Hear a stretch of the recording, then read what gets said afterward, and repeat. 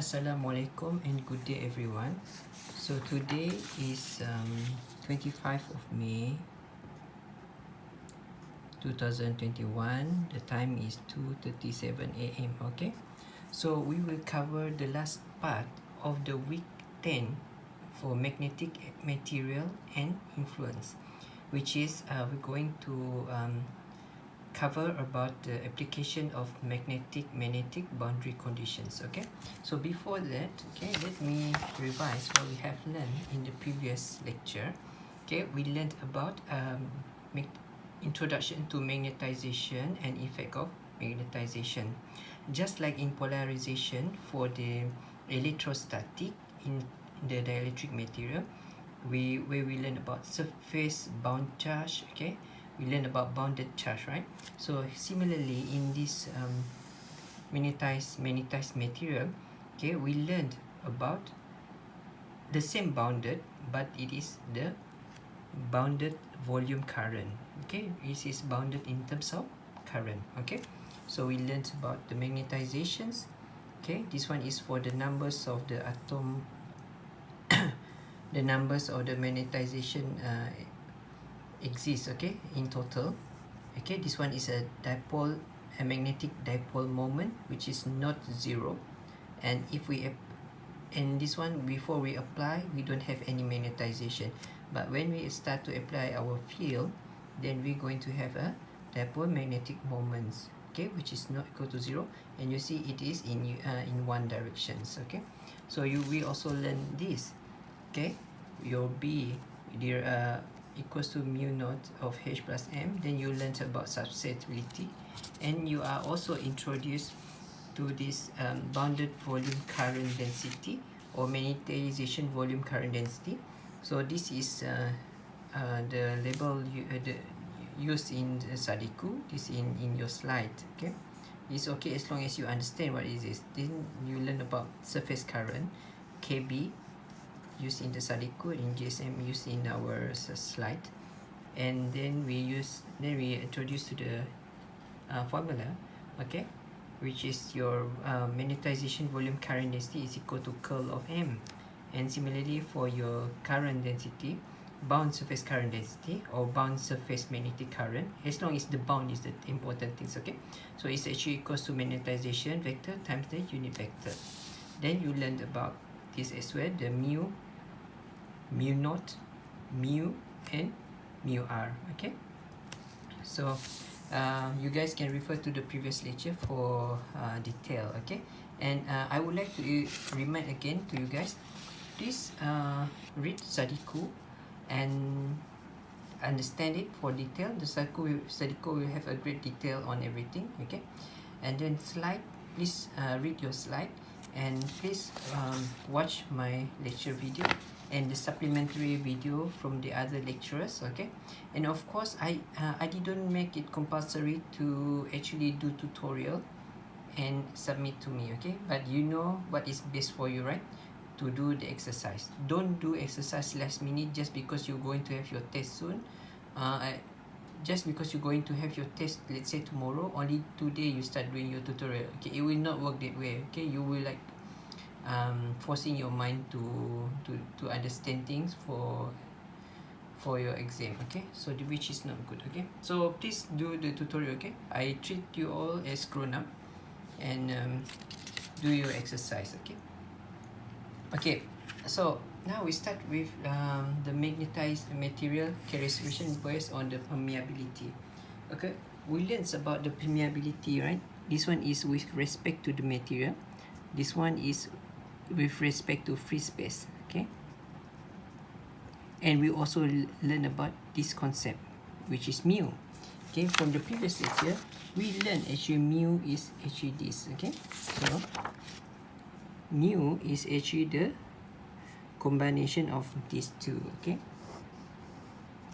so now we're going to classify material in 3 categories. Okay, based on the mu r. Okay, based on their mu r.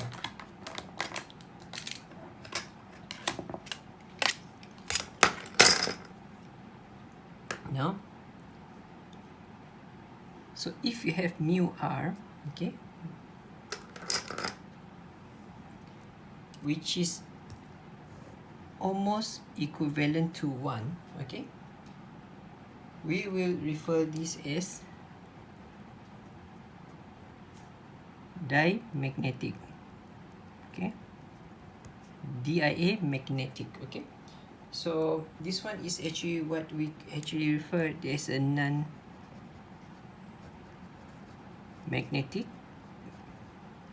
material, okay. So it can be like for example, it can be gold, silicon, germaniums, okay. So you can get this example a lot in the slide and also in the study book, I believe, okay. And you have a lot of this, okay. So in this non-magnetic material, okay, your internal field, okay, is less than your external field, okay, the field inside, okay.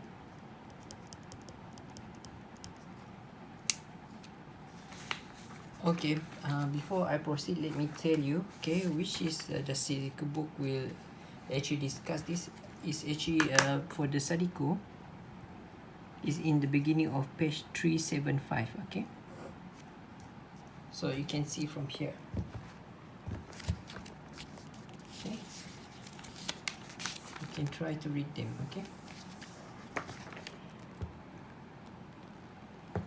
Okay, and then we continue, and then we have another one, okay, in the condition that our mu r also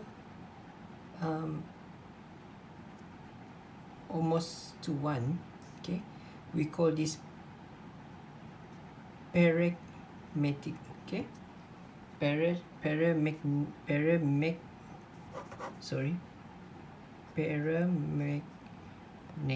means there is a bit partially magnetics and it is weak, okay.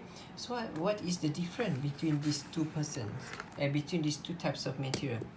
In this, it is almost nil, okay, dipole moments, okay. The dipole moments is almost negligible, okay.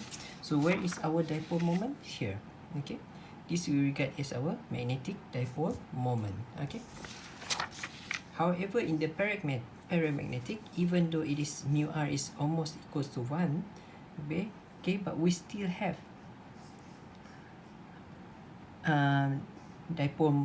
magnetic dipole moments. However, it is a random, of course, because he didn't apply field yet to that. Random small moments, okay. So this one we considered actually this paramagnetic is a weak magnet, okay. Example, we can example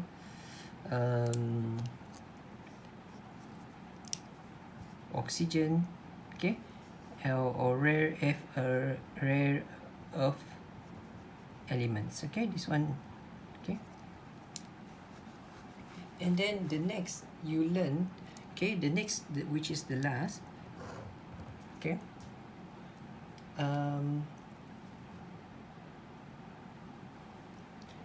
ferromagnetics. We call it ferromagnetics. And how about the mu r?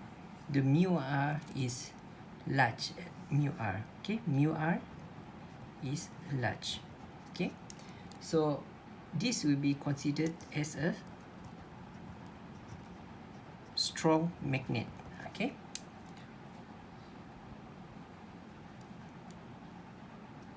Okay, sorry, in paramagnetic, okay, I didn't focus explain just now. How about the internal field and external field? So here in paramagnetic, the internal field is much greater. It is much greater or equal to your external field, okay.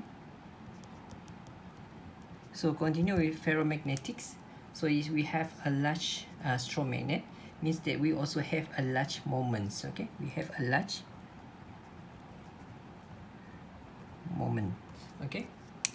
So examples of the material, okay, example of the material can be for example I think this iron, nickel. Okay, you can get the example from the slide or from Sadiku and from the online source. Okay, so how about the comparison of the large field?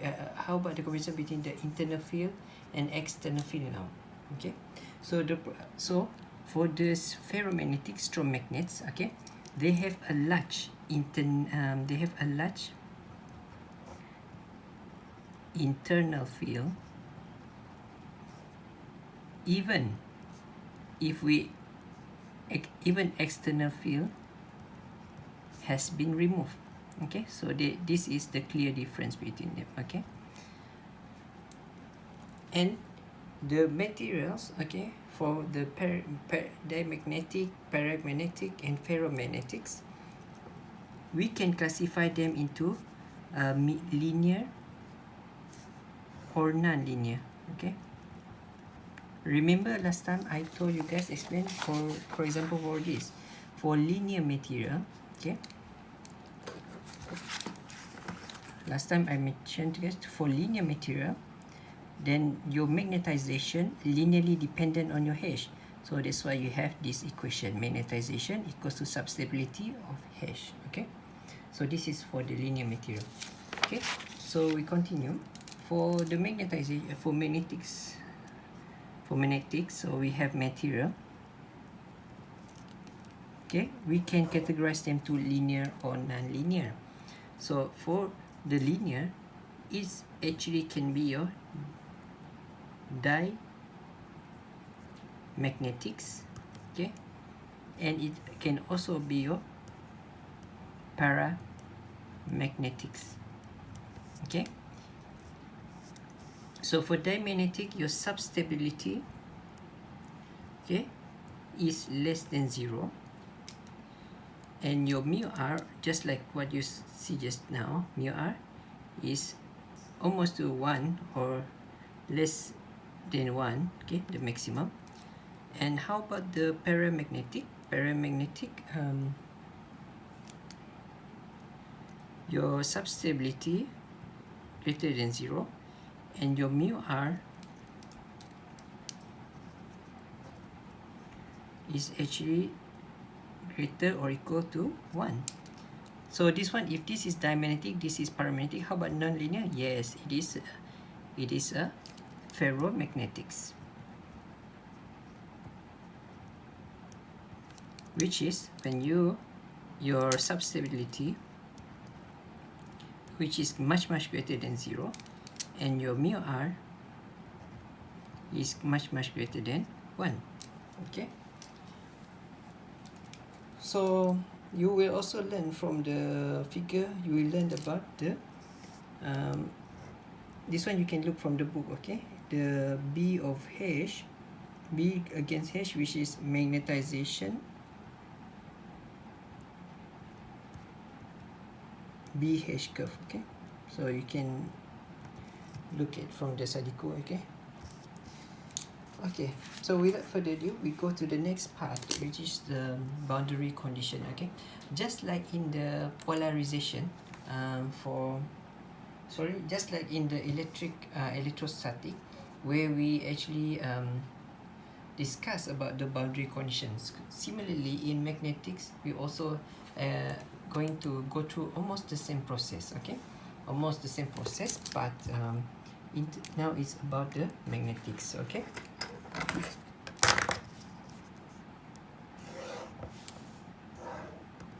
Okay, so now we learn about your boundary condition. Okay, so for boundary conditions, okay, similarly, okay, let's say we have a boundary now. Okay, boundary. So this is our material 2, and this is our material 1. Okay, so let's say you have a field now. Okay, a field, okay, going through these boundary conditions. For example, let's say you have okay, here, okay, let's say you have this field passing through. So let's say this is your B2. Okay, You know what is B, right? Okay, so and then you have this, let's say this is B1. Okay, similarly, just like in the electrostatic, so we're going to divide them to the normal and tangential components. What is tangential is along the boundary, and what is normal, it is normal to the surface of the boundary. So we split it, okay, for easy calculations, and so that we have equal component to be settled.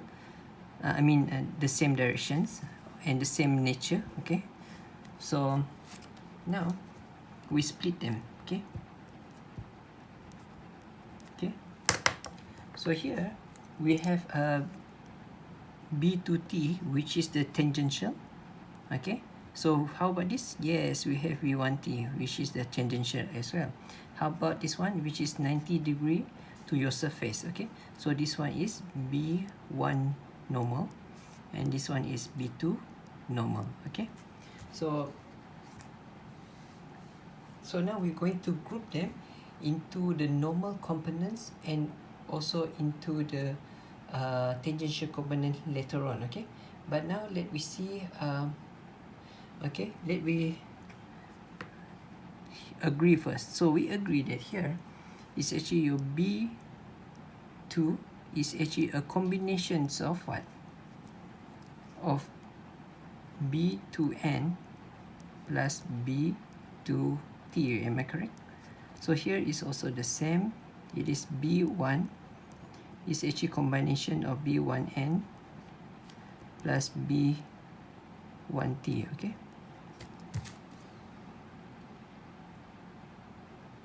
So we're going to relate.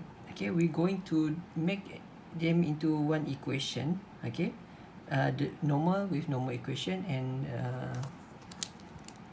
boundary and the tangential with a tangential. Okay, so this one is your Bn. We will settle with this one. Okay, and this one is B to T is equal to this. So I want to go detail on this because it is almost similar with your previous boundary condition for electrostatic. Okay, so if you want to understand more, you can replay the lecture video on the boundary conditions. Okay, for the electrostatic, they are almost similar. It's just that here we are using B, there we are using what? Okay, so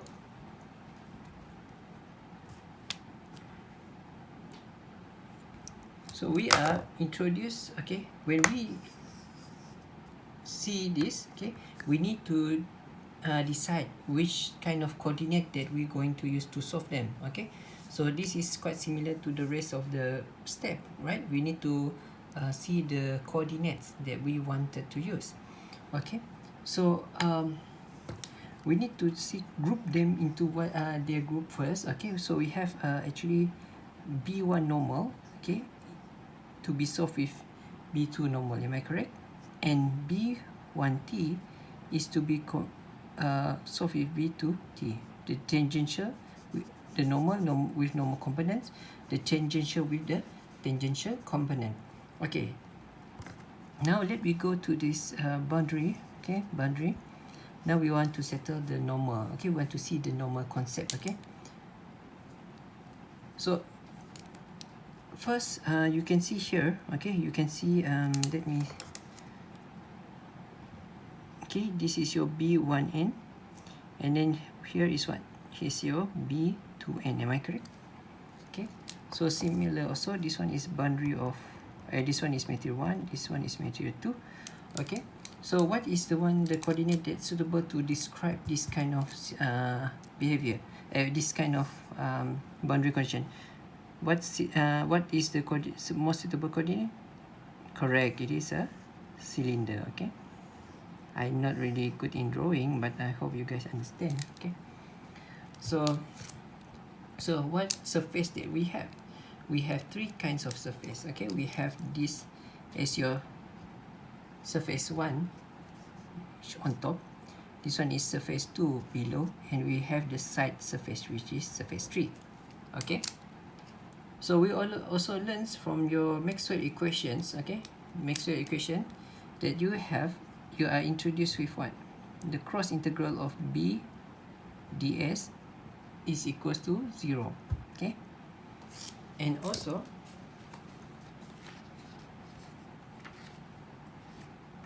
wait, I try to see the equation so that I will tell you which page it is. Okay, wait for a while.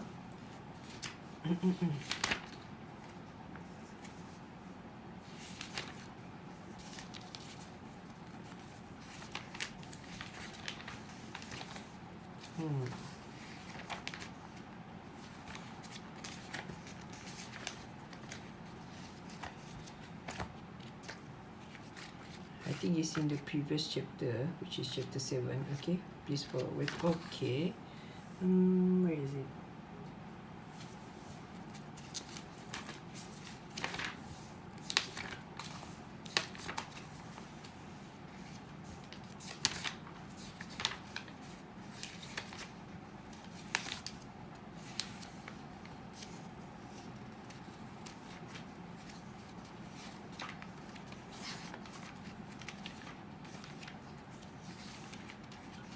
Okay, I didn't find the pages actually describe this. There is, okay, but I didn't. If I look by one, it might take some time. Okay, now I found it. Okay, so you learn from here. Okay, from page 318. Okay, page 318 of Sadiko books. Okay, so you learn about this. Okay, just like how we learn about Gaussian, right? Gaussian for electrostatics. Okay, so here your BDS. Okay, then you are also explain further. Okay, that for the total flux through a closed surface in magnetic field must be 0. That's why you come across BDS equals to 0. Okay, and also you come across in the others, which is this. Okay, which is divergence of B equals to 0. Okay, so this is your fourth Maxwell equations. Okay, you see the word here, fourth Maxwell equation. Okay,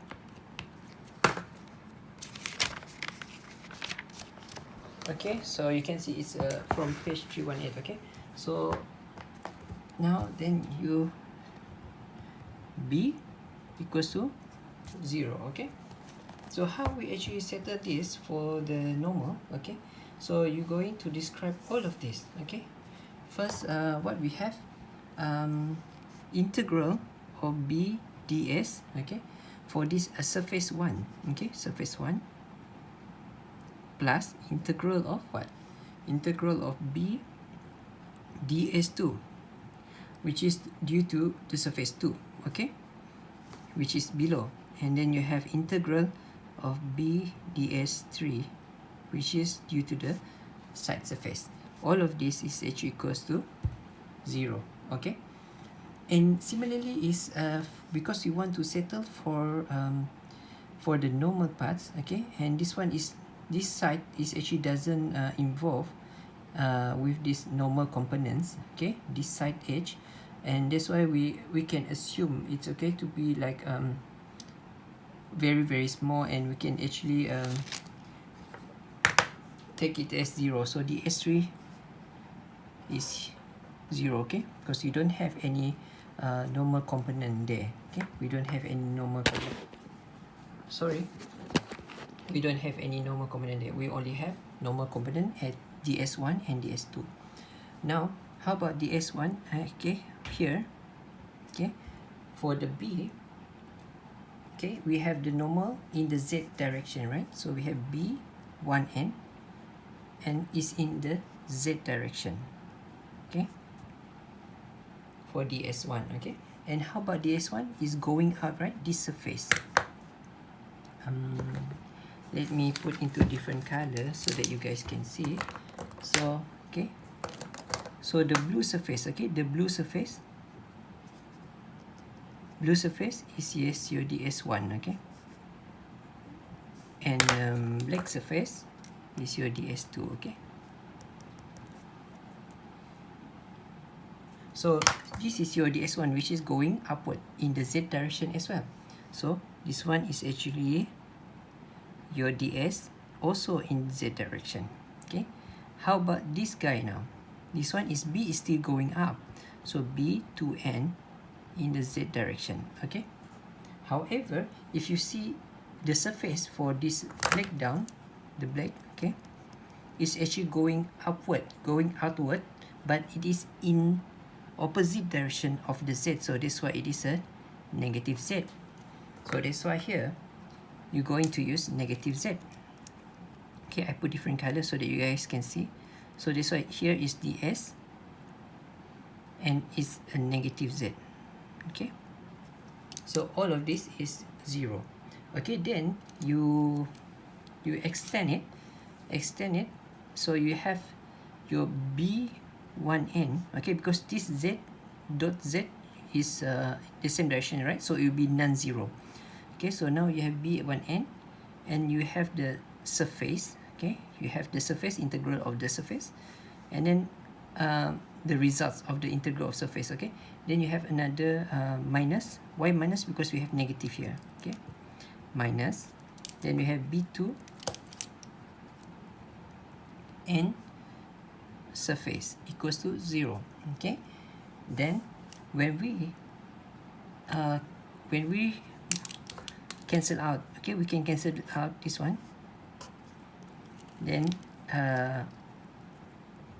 we obtain in the end is actually for boundary condition for normal, they are b1n equals to b2n for the normal components. Okay,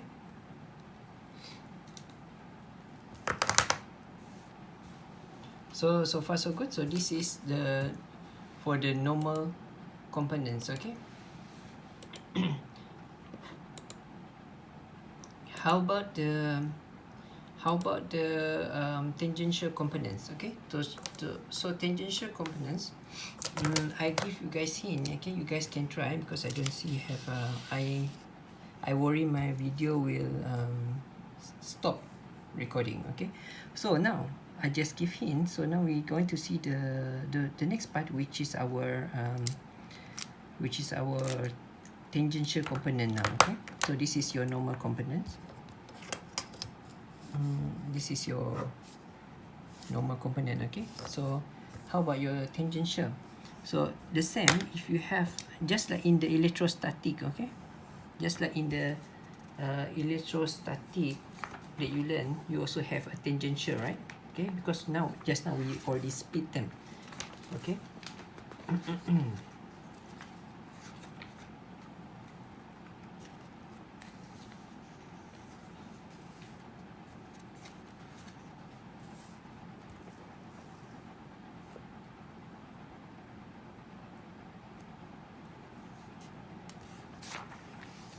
Okay, you guys can see this magnetic boundary condition. I think I told you guys already, right? Is it at the page of 381? Okay, for this magnetic boundary condition, oh sorry, I didn't tell you guys yet. You guys can see from 381 of Sandiko book. Okay, so then how about the tangential now? Tangential similar, just the same as like what you guys learn in electrostatic. Okay, you see this one is your b2n, b1t, b1t, and you also have one, you have your b2t. Okay, in this direction. So you see this one should, what happened, you should make it into a closed loop. Okay, for 1t, so you make it into closed loop. Okay,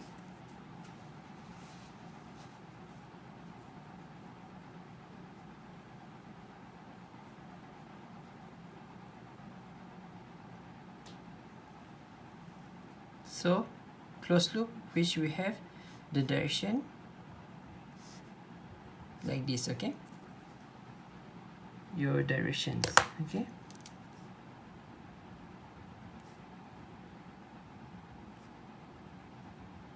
this one later on we see. Okay, you can see it's a bit opposite, it's opposite, right? So you can see this is the directions. Okay.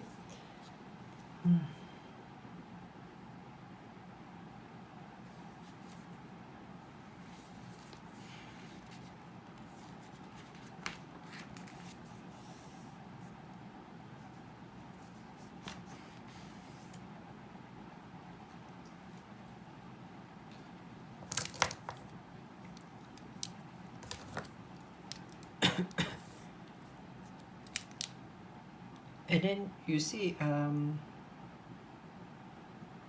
in this you need to see where actually whether the current going in or the current going out. Okay, so let's say this one is current going in. So how you know it's going in? How you going to use the symbol?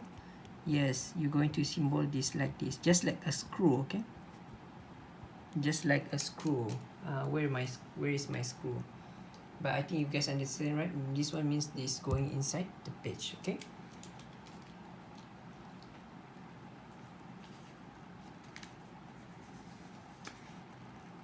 So in here, okay, for the tangential components, we actually see that our H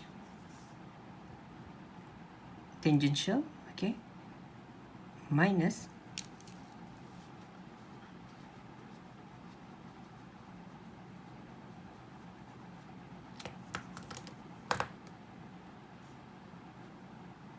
our H tangential equals to K. Okay, so you have a value of what is K? It's like a surface. Okay, K, if you not, where is your K? Okay, here. Okay, but it's not a bound surface. Okay, so it's just okay. So you have is equal to your K. Then you can rewritten. Okay, you can rewritten this H with in relation with your B. What do you learn about B and H? What is the relation? Yes, it is mu. Okay, mu. So for material 1, you will have for material 1, you have B1 T is equals to mu 1 H1. Am I correct? H1 T. Okay. Then this one is actually, so your H1T is actually equals to B1T. Yes, B1T over your mu1. Okay, this one later on we use vector. We just want to see the magnitude first. So how about the 2? Material 2, B2T equals to mu2 H2T. So similar, you will have H2T equals to B2T over mu2. Okay, so extending this, okay, extending this by with this information, okay, you have H1T is actually B1T over mu1, okay, minus B2T over mu2, okay. Then you have this is actually your K, okay.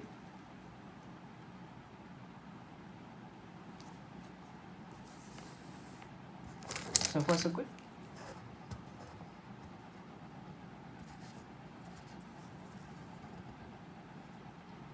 Okay, so this can be like your equations. Okay, can be like your equation. This one is in terms of magnitudes. Okay, but if you want to assign it to have vector, okay, to have vector, so it's like, okay, to have a vector, okay, this one the same, right? You can put vector, so it can be your H1 minus H2 curl of A n 1 2 equals to your K vector. Okay, so where this is actually, where this is actually unit vector normal to the interface. Okay,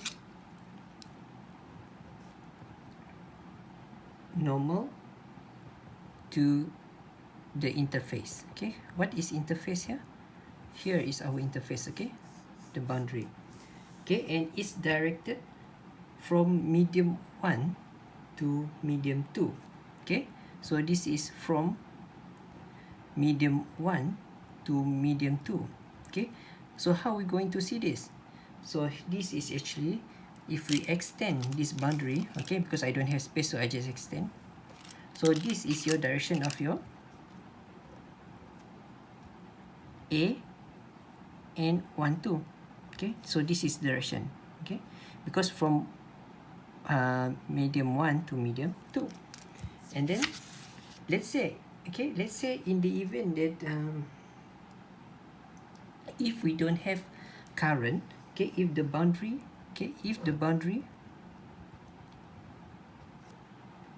is free of current, okay, free of current, is free of current, okay, or the medium itself is not conductors, okay.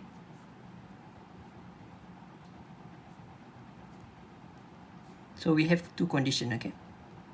So means that this will mean that your K will be 0. Okay, so if your K is equals to 0 here, okay, you assign 0 here, or you can assign your 0 here. So ended up, you're going to have that H1T is equals to, because you assign 0 here, right? So you get H2T. Okay. So you have one equation for the tangential, then you have one equation for the normal. Okay, but mindful of the condition how you obtain this. Okay, and you are also, you can read further from this from the books. Okay, another important equations. Okay, I don't have space to explain. Okay, so you have tangent of theta 1, tangent of theta 2 is equals to mu 1 over mu 2. Okay, so with that, okay, we finish this lecture. Let me zoom out so that you guys can see the overall equation. Okay, you can see the overall equation. So this is the overall equations, okay, that we learned for today. Okay, see you guys in the next lecture. Thank you very much, and don't forget to do the exercise, okay, related to this.